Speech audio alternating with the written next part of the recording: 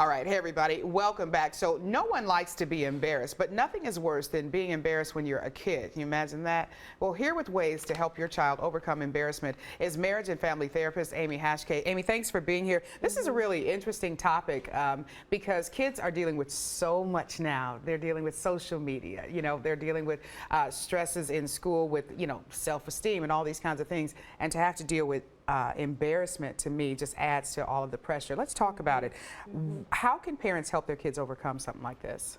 Well, it's interesting because embarrassment is a painful but a powerful and important emotion to have. Okay. Because it shows that we care about how we feel. It shows that we care about how others are interpreting us and our behaviors.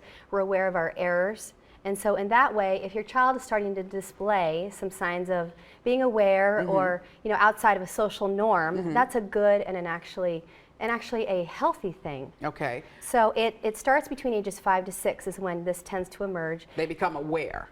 Okay. Exactly. Yeah. It peaks between ages 10 to 12 and then it carries on through adolescence. And so there are some tips for parents to keep in mind to help your child navigate through this human experience. Okay, all right, I like the way you put that, the human experience. Okay, what's the first tip?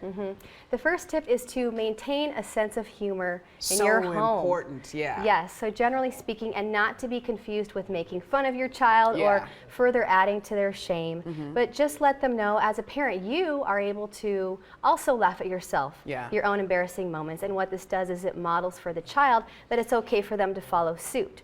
And so when an embarrassing moment happens, everyone can step back a little bit and say, maybe what happened is actually a little funny. Yeah, and it's that's no okay. big deal. Yeah, okay. So everyone's going to recover a little more quickly. Okay, all right. And the second one you say is, remember that children and teens are totally egocentric. What do you mean by that?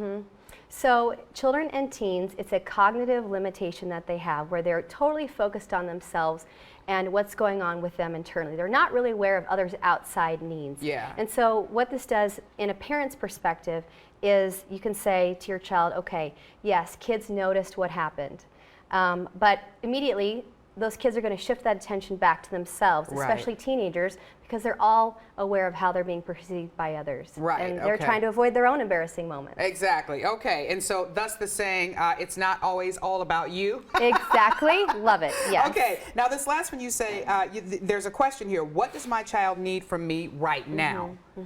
So, on a more serious note, if your child can't seem to live down an embarrassing moment and they can't shake it, it's important as a parent to ask yourself, what does my child need from me right now? This is probably one of the most important questions that a parent can ask themselves when their child is having a hard time, really about anything, embarrassing moments and other things. And usually what children need is a safe space to share their feelings, their emotions, their fears.